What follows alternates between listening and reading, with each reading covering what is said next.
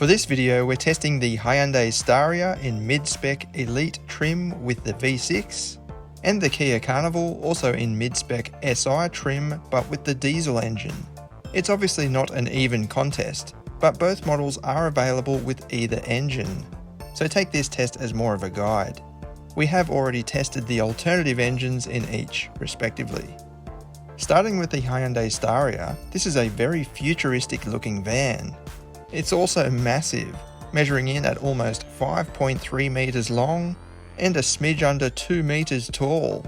The front end gets a Robocop inspired full-width daytime running light and a raked windscreen that grows as one continuous line from the nose. We love the flush style windows without an obvious window frame, while the rear end houses some unique pixel style taillights.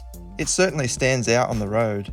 Going with the V6 means you get front wheel drive, but unlike the Kia, the diesel option here comes with all-wheel drive, albeit with a bit less power. All-wheel drive is a point of difference in this segment, helping to boost overall practicality and grand touring capability.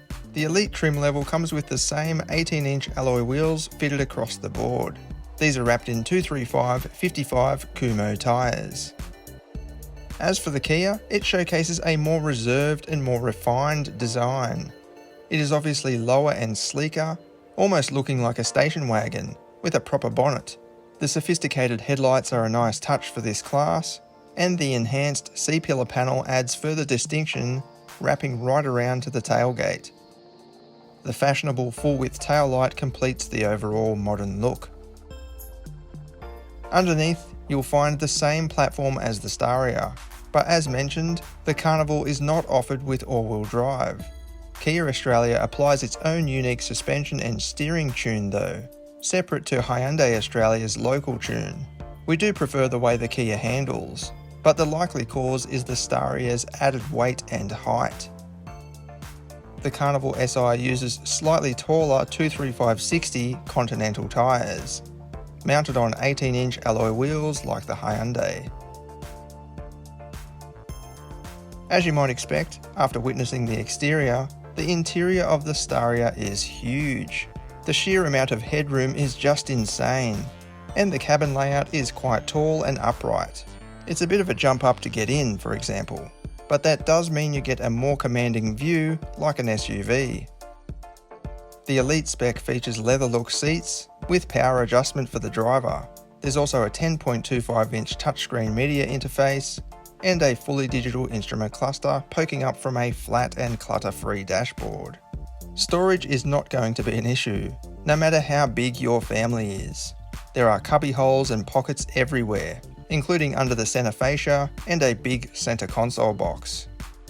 Rear passengers are presented with a ridiculous amount of legroom, and the whole bench slides back and forth so you can prioritise the space. Interestingly, the side windows open in the Staria, which is unique for this class.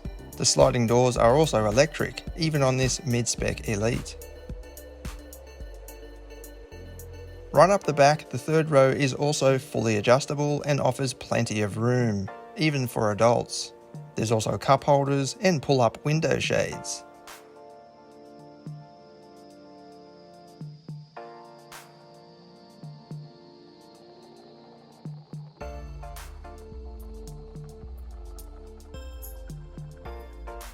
Over in the Kia, the two-tone colour theme helps to bring extra depth and a touch of luxury, although the SI trim features cloth seats.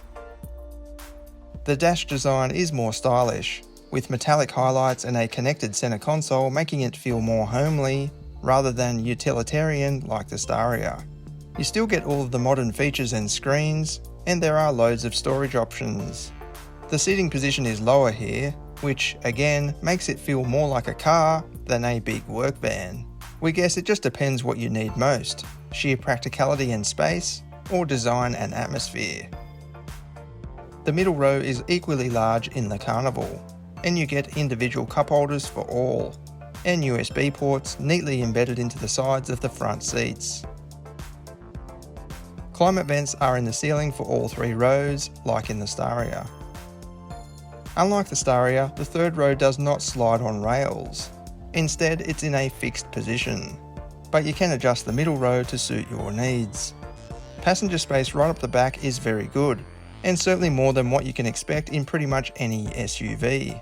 There's also cup holders back here, but not the pull-up sunshades.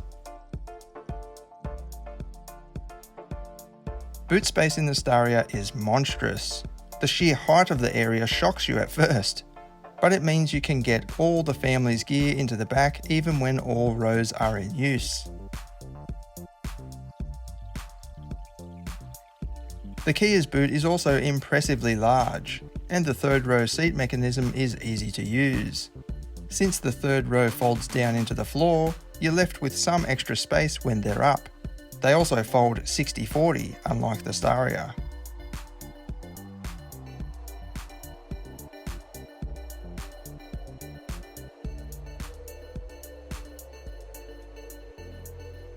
As for the engines, the V6 is the most powerful option, but it produces power high up in the rev range.